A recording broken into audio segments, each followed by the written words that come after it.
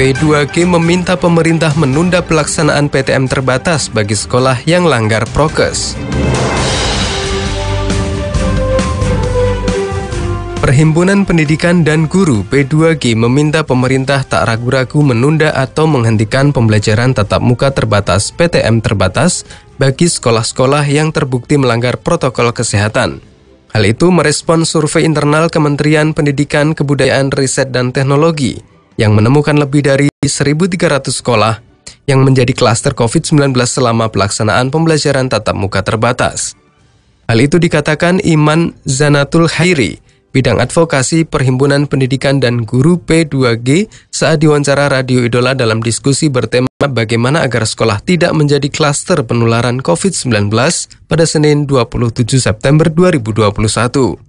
Iman Zanatul menyatakan prihatin atas munculnya klaster COVID-19 di sekolah yang menggelar PTM terbatas.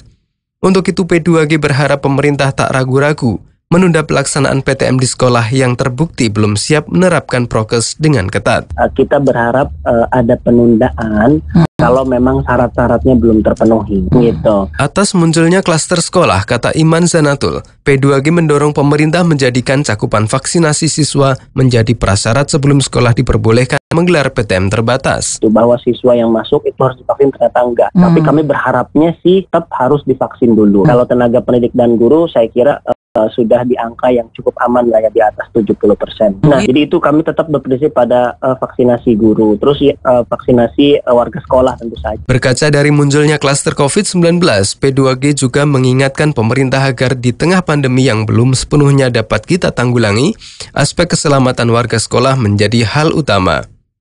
Iman Zanatul mengibaratkan panglimanya adalah aspek kesehatan ketimbang pendidikan itu sendiri.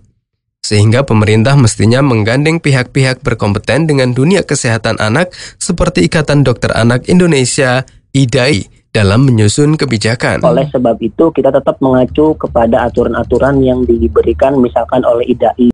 Sehari yang lalu IDAI diwawancara bahwa ternyata Ikatan Dokter Anak Indonesia itu tidak terlibat. Sekali lagi saya sampaikan, IDAI tidak terlibat dalam pembuatan persyaratan PTM terbatas ini. Nah, ini juga kan membuat kita khawatir, waduh, ini yang kesehatan aja nggak diajak gitu. Terus siapa ini yang membuat aturannya? Kedepan, demi perbaikan dan keselamatan anak di tengah pandemi, ada beberapa rekomendasi dari P2G bagi pemerintah, baik pusat dan daerah, agar demi keselamatan anak-anak. Sudah jelas, yang pertama adalah kesehatan menjadi panglima, yang kedua adalah tadi sebut izinkan sekolah memang sudah layak, dan yang ketiga adalah tidak memaksakan diri. P2G berharap Kemendikbud Ristek selalu mengacu pada rekomendasi Satgas COVID-19, Kementerian Kesehatan, hingga kalangan epidemiolog dalam mengambil kebijakan pendidikan di tengah pandemi.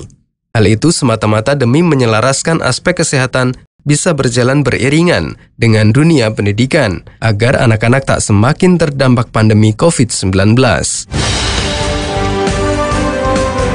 Demikian tim pemberitaan Radio Idola dengan editor Heri Chandra.